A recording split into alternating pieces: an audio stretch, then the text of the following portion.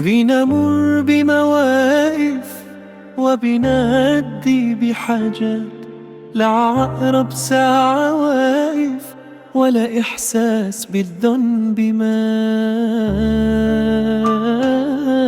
ما احنا في دنيا التلاهي، ما حدش فيها خالي من الخطايا ومن الذنوب. اذكر الله الباقي، ألا بذكر الله تطمئن القلوب.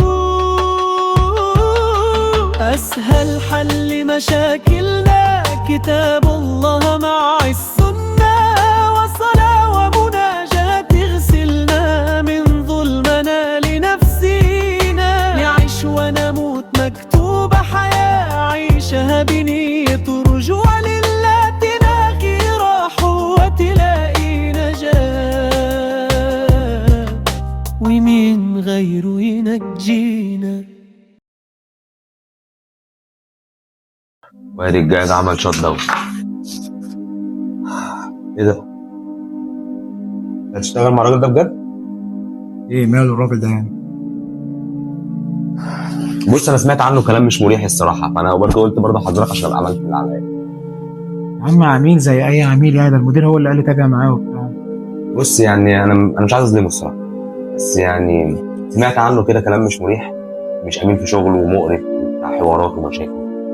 انا قلت احذرك منه مش اكتر بس.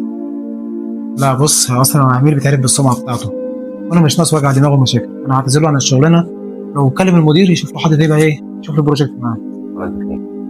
منك لله، منك لله. في ايه يا عم مالك؟ العميل اللي قلت لي بتاع مشاكل وبتاع حوارات. ايه يا عم انا قلت لك اللي انا سمعته، في ايه؟ المدير بهدلني، قال لي ده اهم عميل عندنا في الشركه، انت ازاي تعمل كده، وعمل لي خصم كمان. طب ليه يا عم انا مالي؟ انت هتلبسني حوارك؟ انا قلت لك اللي انا سمعته.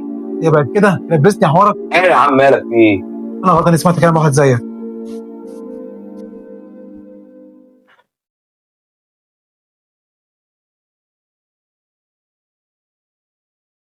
طبعا الموقف اللي حضرتك شفته دون مش غريب عليه، بالعكس بيتكرر في يومنا كتير. يمكن في أكتر مجالسنا اللي احنا بنقعد فيها يحصل فيها الأمر دون، إن احنا نجيب سيرة فلان أو نسمع حد بيجيب في سيرة فلان، نتكلم عليه، نتكلم على أولاده، نتكلم على أهله، على اللي معاه، على اللي مش معاه، مفكرين الأمر ده بسيط.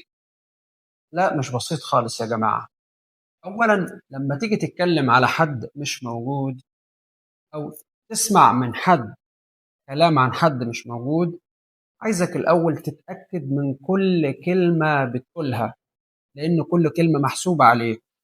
حتى لو كان الكلام ده في الإنسان اللي أنت بتتكلم عليه أو تسمع عليه، أنت برضو أخدت وزر إنك سمعت كلام من حد عن حد مش موجود، لأن الرسول صلى الله عليه وسلم بيقول: المغتاب والمستمع شريكان في الاسم. يعني مجرد ما تذكر سيرة حد مش موجود، أنا بشاركك في الاسم لأن وافقت إن أسمع منك. وربنا سبحانه وتعالى بيوصف الإنسان اللي بيتكلم على غيره بالفسق، فبيقول: يا أيها الذين آمنوا إن جاءكم فاسق بنبأ. بمجرد ما أنا أتكلم عن حد، خاصة الكلام السيء عن حد مش موجود، وصف الإنسان الناقل للكلام بالفسق، فلا تشارك فاسقا فيما يقول. الحاجة الثانية، الرسول عليه الصلاة والسلام بيقول: لا يؤمن أحدكم حتى يحب لأخيه ما يحب لنفسه. طب أنت تحب إن حد يتكلم عليك بالغيبة بالشكل ده؟ أنت هل سلم المسلم الغائب ده من لسانك ويدك حتى يتم إسلامك لك؟ النبي صلى الله عليه وسلم بيقول: المسلم من سلم المسلمون من لسانه ويده. وبعدين أنا هعرض عليك حاجة. إيه رأيك لو قلت لك إن في واحد ميت وإحنا هناخد جزء من جسمه وعايزك تاكل؟ إيه رأيك في فظاعة الموقف ده؟ طبعا فظيع جدا، وشيء يعني غير مقبول عند أي حد، حتى مجرد ما إنك تسمع الكلام مش متقبله. ايه رأيك اعرض عليك حاجة تانية، ان انت تمسك الشوكة اللي بناكل بيها ديا او السكينة، ويعني عياذا بالله واحد يقطع بيها وشه او صدره او كده؟ طبعا شيء مقزز جدا. الانسان اللي بيغتاب اخوه وهو مش موجود بيعمل كده واشد من كده. ازاي؟ الرسول صلى الله عليه وسلم في رحلة المعراج وهو ماشي مع سيدنا جبريل عليه السلام، شاف ناس لهم أظافر من نحاس وحديد، يعملوا إيه؟ بيقطعوا وشهم وصدورهم، يخمشون بها وجوههم وصدورهم. فتعجب النبي صلى الله عليه وسلم: مين دول يا جبريل؟ قال سيدنا جبريل عليه السلام: هؤلاء الذين يأكلون لحوم الناس ويقعون في أعراضهم، اللي هي الغيبة يا جماعة اللي بنتكلم عنها. فيا أخي الكريم، خلي بالك من كلمتك اللي انت بتقولها، علشان خاطر الكلمة بتاعتك ممكن توقف حال حد وتقطع رزقه، تظلم حد لا يستحق هذا الظلم، ممكن تغير مزاج إنسان في بيته أو في شغله أو في حياته، والكلام ده يؤدي إلى خراب بيته. الأمر الثاني يا جماعة، اوعى تفكر إن سوء الظن، معلش يعني البجاحة وقلة الأدب والهزار السيء مع الناس ده قوة شخصية أو إنه صفاء قلب. لا أبدا أبدا، ده عبارة عن ضعف شخصية وعدم معرفة بالدين.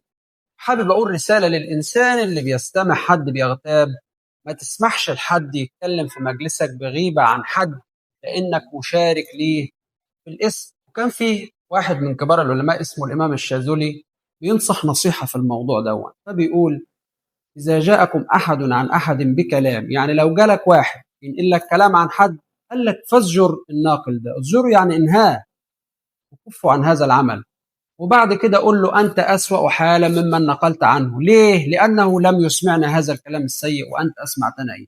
أنت سمعتني الكلام الوحش اللي أنت بتنقل عنه، ما سمعنيش، فأنت أسوأ منه حالا. وطبعا ده يعتبر هو يا جماعة أسهل حل ممكن نقدمه لمشكلة الغيبة، إن إحنا ما نتكلمش خالص في حق إنسان غايب، خاصة لو كان الكلام هيضايقه، أو إن إحنا نسمع لحد يتكلم عن حد غايب. كان معكم محمد بدر في برنامج أسهل حل. السلام عليكم ورحمة الله.